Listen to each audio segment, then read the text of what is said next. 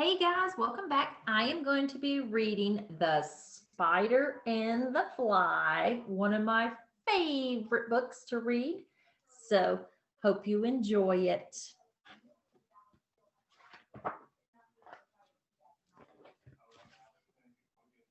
The Spider and the Fly.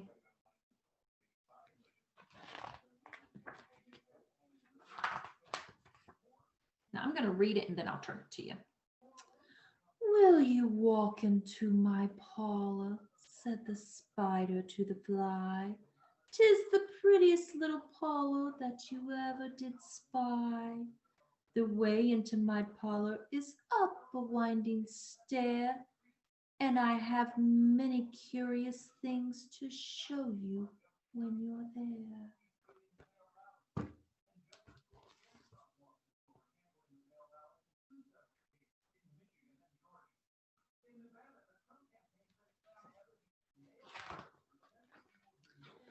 Oh, no, no, said the little fly. To ask me is in vain, for who goes up your winding stair can ne'er come down again.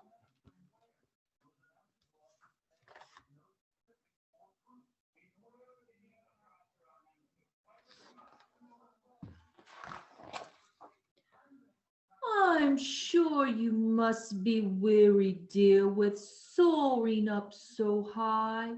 Will you rest upon my little bed? Said the spider to the fly. There are pretty curtains drawn around, the sheets are fine and thin, and if you like to rest a while, I'll snugly tuck you in.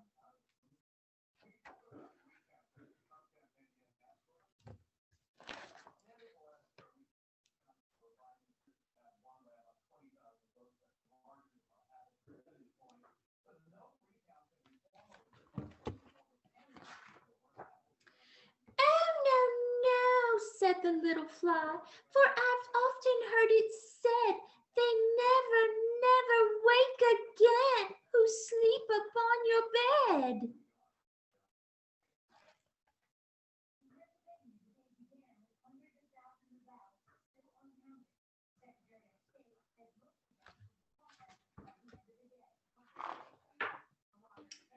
Said the cunning spider to the fly, dear friend, what can I do to prove the warm affection I've always felt for you?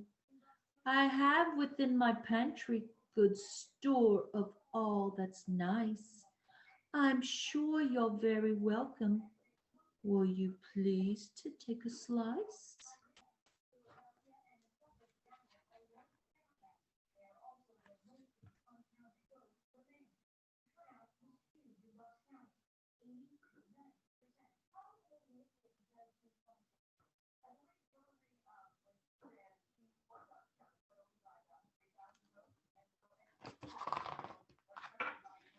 Oh, no, no, said the little fly. Kind sir, that cannot be.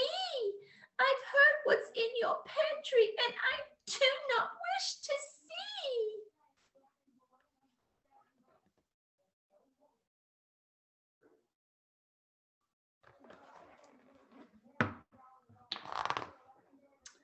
Sweet creature, said the spider, you're witty and you're wise. How handsome are your gauzy wings, how brilliant are your eyes. I have a little looking glass upon my parlor's shelf. If you'd step in one moment, dear, you shall behold yourself.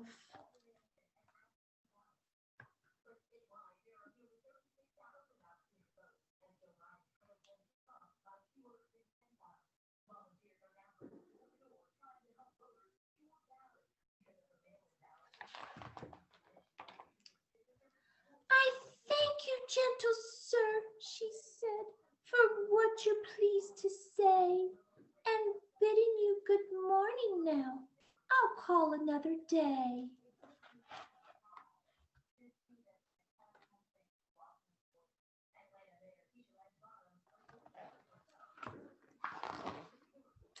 The spider turned him round about and went into his den, for well he knew that silly fly would soon come back again.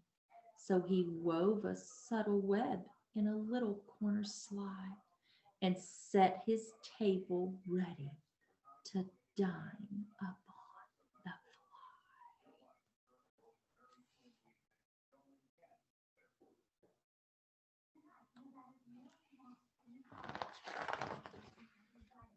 Then he came out of his door again and merrily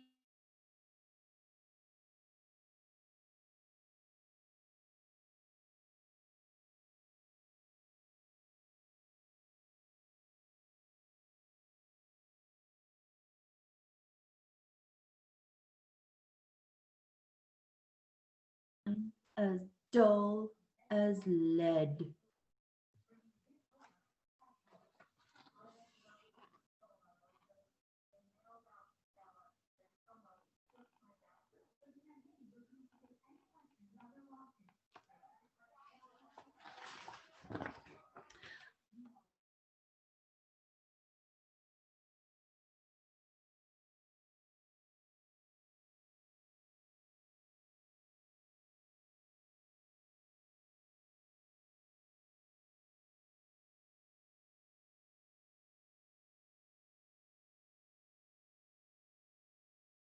Only of her brilliant eyes and green and purple hue, thinking only of her crested head. Poor foolish thing, at last.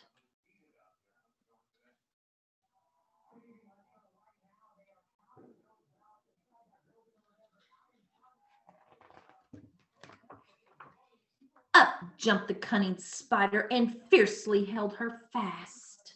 Oh!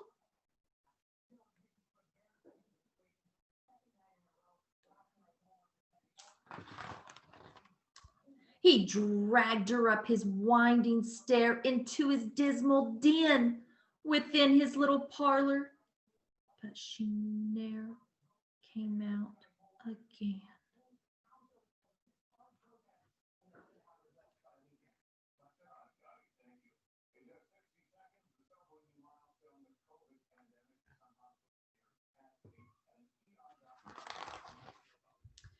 And now, dear little children, who may this story read, to idle, silly, flattering words, I pray you ne'er give heed. Unto an evil counselor, close heart and ear and eye, and take a lesson from this tale of the spider and the fly.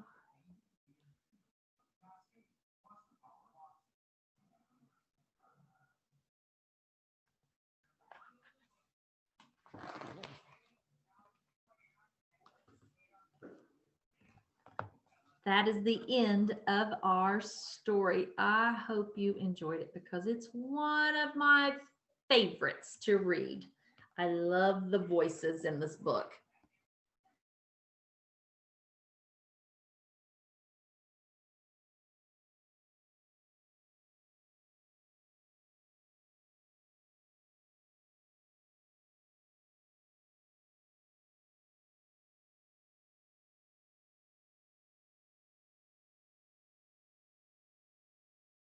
Ever after? No. Spiders are trappers, for goodness sake. We've been doing it for generations and we're quite good at it.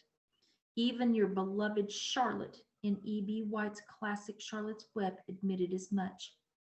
But alas, the poor dear never capitalized on her fortune. Now, if I were in her shoes, I would be eating bacon. With the wealth of knowledge about spiders and our crafty carnivorous ways, you'd think my web would be empty. But not a day passes without a hapless bug or two stopping by. What's a spider to do? To be completely fair, my most recent dinner guest put up a commendable fight. But I am a talented and persistent hunter with many schemes up my sleeves. And as you can see, I always get my bug. So what does all this talk of spiders and traps have to do with you? Be warned, little dears, and know that spiders are not the only hunters and bugs are not the only victims. Take what has transpired within these pages to heart, or you might as well find yourself trapped in some schemer's web. Bon appetit, spider.